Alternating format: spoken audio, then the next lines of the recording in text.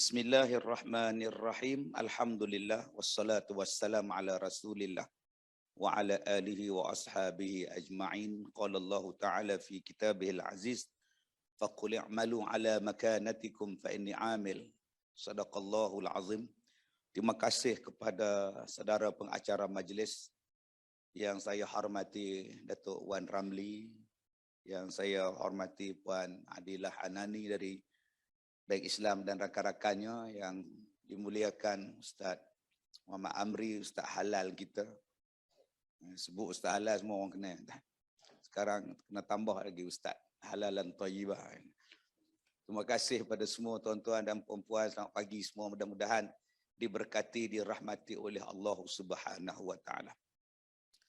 Saya minta maaf suara saya ni macam Ramli Sarip sikit. Serak-serak sikit. Terlalu banyak bercakap. Lepas. Boleh berceramah ni tuan-tuan. Cakap tiap-tiap hari. Tak balik rumah dah masuk hari ke-4, hari ke-5 dah ni. Tak tengoklah isteri nombor 1 balik kampung. Isteri nombor 2 langsung tak jumpa. Isteri nombor 3 tak tahu duduk tak mana. Yang nombor 4, wallahu a'lam. Mana faham, tak faham sudah. Datuk Wan, saya ni dah ceramah 32 tahun. Saya start berceramah tahun 90. Dah 32 tahun, kira saya ni old timer dah. 32 tahun. Jadi, berapa sebenarnya umur saya ni tuan-tuan? Kalau dah ceramah pun dah 32 tahun. Masuk skim pencen dah saya ni. Sepatutnya. Tapi tak pencen-pencen lagi. Dalam 32 tahun saya berceramah, saya bersyukur kehadrat Allah Subhanahu wa taala.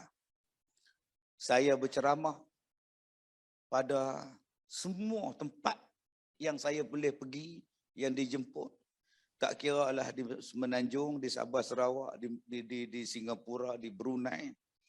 Dan ceramah saya yang paling jauh saya pergi ialah di London. Ya, dekat dengan Oxford di sana. Paling jauh mana tu. Saya rasa seronok bila pergi sana tuan. Sebab saya boleh melawat tempat Harry Potter. Saya masuk dalam tempat makan Harry Potter. Puak-puak yang belajar magic ni. Saya tengok satu meja tu dia tulis nama Duke. Oh, perasan pula nama saya tuan-tuan. Okey. Yang kedua, saya rasa seronok sebab saya boleh pergi tempat yang orang lain tak boleh pergi. Saya syukur. Baru ni saya duduk dalam satu camp yang orang luar tak boleh masuk. Orang awam tak boleh masuk. Saya dibawa khas masuk. Dia kata, Ustaz, sebarang benda tak boleh terbang atas camp kami, Ustaz. Terbang je kami tembak. Wah, garanya korang. Panglima turun, semua turun. Bukan kata panglima je, pang 4, pang 3, pang 2, semua turun. Baru saya tahu betapa hebatnya tuan-tuan sistem pertahanan negara kita. Tapi masalah dia lain. Kita duk nampak Putin je hebat. Duk nampak Rusia je hebat. Kita tak tengok yang kita punya lagi. Sebab benda tu rahsia. Mana boleh cerita pada orang tahap kesiapsiagaan, tahap pertahanan kita, mana boleh khabar. Kenalah rahsia. Macam baik Islam lah. Bukan boleh cerita duit baki tuan-tuan berapa. Kenalah rahsia. Saya bila tengok sini, ada pula baik Islam. Sebab masa saya nak datang tadi, di mana ke? Dia orang call. Datuk, minta maaf Datuk. Baki Datuk tak cukup lah untuk bayar. Astaghfirullahalazim. Malu betul saya tuan-tuan. Dia cakap, baki bank Datuk tak cukup. Untuk nak bayar cek ada orang claim ni. Aduh, malunya aku. Tak apalah, tak kisah baik ni. Saya kata, encik lah masukkan, tambahlah top up sikit, bukannya banyak pun. 32,000 je tak cukup. Saya bila tengok, tadi yang Al-Awfa lah, apa semua, cabutan bertuah. Itu cabutan bertuah untuk yang masuk situ bergaji.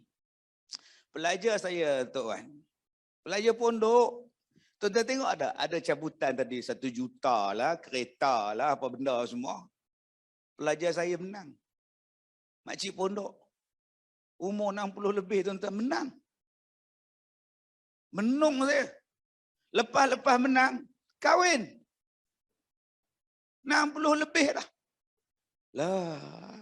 Alhamdulillah orang tak oi, duit dapat, jodoh mendapat orang tak oi. Yalah makcik, belas tahun lah makcik oi. Allahu akbar. Ya, sekolah saya dia nak kahwin ni 79 tahun yang akan datang ni. Ya, isteri dia 60 lebih. Mai jumpa saya, kami dah nak kahwin, tak izin ustaz. Kahwin abang ni. Ada makcik tu tanya, dah tua-tua, buat apa kahwin? Saya cakap, biarlah dia orang kahwin. Tahulah dia orang nak buat apa. Tak payahlah kita benung. Apa benda dia orang buat? Tak payah fikir. Tak ada kerja, kata fikir. Itu tak termasuk integriti.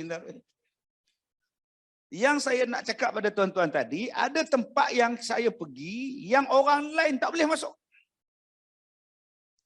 Drone pun tak boleh lalu. Dia kata, ustaz, tang sini saja ustaz boleh masuk. Hak dalam tu, rahsia.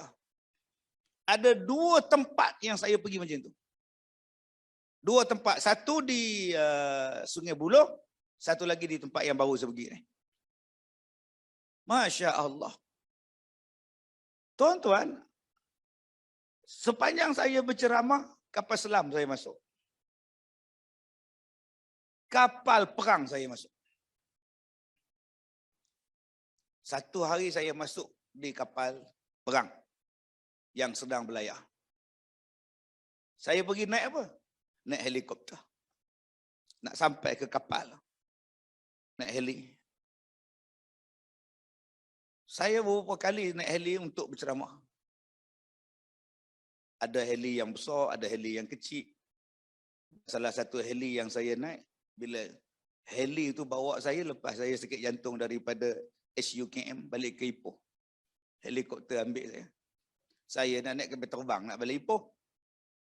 Datang PA saya kata, Datuk, tak payahlah beli tiket. Kenapa? Ada orang hantar helikopter untuk bawa Datuk balik ke Ipoh. Ada orang sponsor. Siapa sponsor? Tak tahu tu, helikopter dah ada kat Padang tu.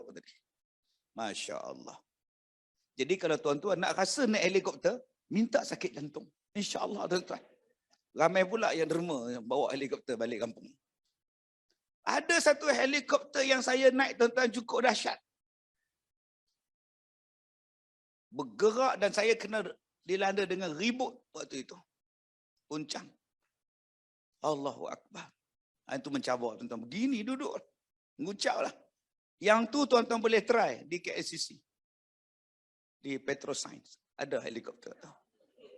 Yang anda faham, tak faham sudah.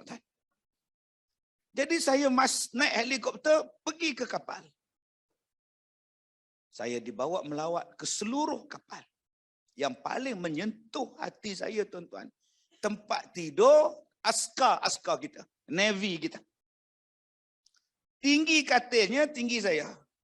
Tinggi saya tinggi katil, tapi bahagi 3. 1, 2, 3 untuk tentera tidur. Setinggi saya katilnya, tapi 3 orang tidur. Bawah, tengah, atas.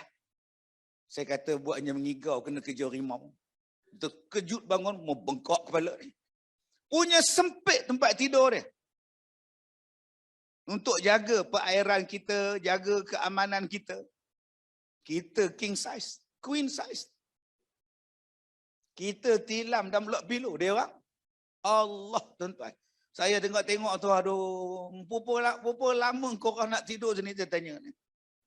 Dia kata sepanjang tempoh berkhidmat pelayaran kita, bertugas operasi.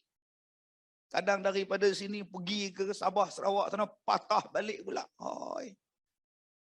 Kita naik kapal terbang ekonomi kelas pun, duk komplain, duk berebut ni. Ni, naik kapal terbang berebut apa? Ni berebut pendatang ni. Ni berebut handrest ni. Kadang-kadang mau buat tidur sini. Kita tolak dia pula. Aduh. Lala duk gini. 2 jam penerbangan begini. Sabar kat leha. Bayangkan dia orang berhari-hari, berbulan-bulan. Saya masuk dalam bilik enjin, masuk dalam tempat masak, masuk semua. Ya Allah. Sampai saya masuk tempat nak tembak. Ini Bila kita sampai ke tempat bekerja macam tu tuan-tuan. Kita kata, alah ustaz, dia orang dapat duit. Bolehlah kerja. Cuba tak dibayar. Dia orang pun tak sanggup. Tak apalah. Saya bayar awak duit, awak kerja. Awak sanggup? Supalah orang cakap pada nurse, orang cakap pada doktor, orang cakap pada KKM. Ada orang tu ada gaji. Cuba tak ada gaji, dia orang pun tak ada. Okey, sekarang kau bayar kau gaji, kau kerja. Jadi jangan cakap macam itu. Gaji yang dibayar itu tanggungjawab yang menggaji. Tanggungjawab kerajaan yang membayar. Tapi menilai, menghargai orang yang buat kerja itu yang penting. Sebab kadang-kadang nak dibayar gaji boleh bayar. Tapi memadaikah dengan pengorbanan? Memadaikah dengan apa yang telah dikorbankan? Pengorbanan yang dikorbankan tak terbayar. Tak terbalas. Walaupun kita bayar gaji kat dia. Gaji itu sebagai tanggungjawab.